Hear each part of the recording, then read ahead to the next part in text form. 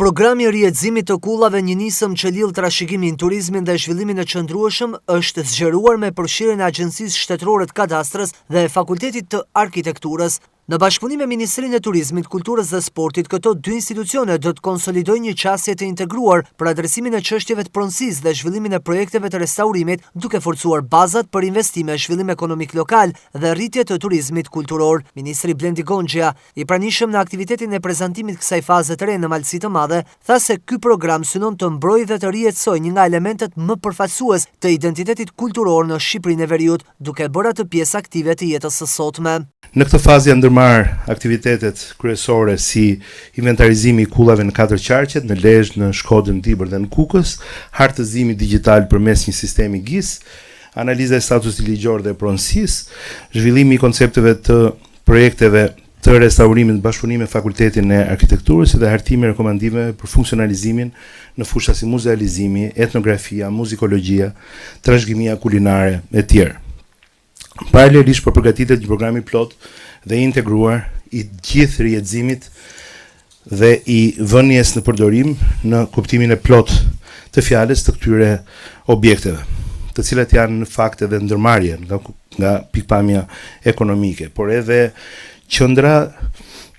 në kuptimin e përfshirjes së njerëzve, qendra sociale, qendra të cilat do të lidhin, do të elektrifikojnë në një farë mënyrë, nëse do ta merrni si një metaforë, një hartë madhe ku këto mikro itinerare, mikro pika interesi, këto mikro qelizat do të kishin pastaj një vlerë edhe më të madhe për ata që vinë dhe vizitojnë Shqipërinë apo që duan të kthehen për ta vizituar atë në qarqe të njëpasnjëshme.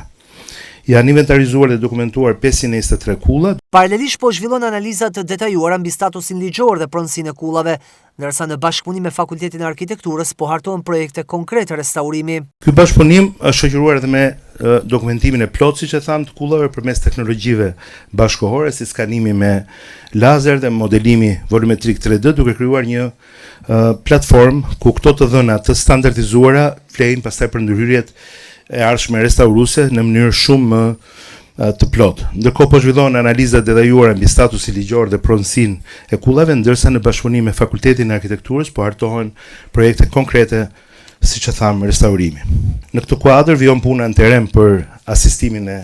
aplikantëve në procesin e pajisjes me certifikata pronësie me synim për shpejtimin dhe lehtësimin e procedurave për përfituesit. Një tjetër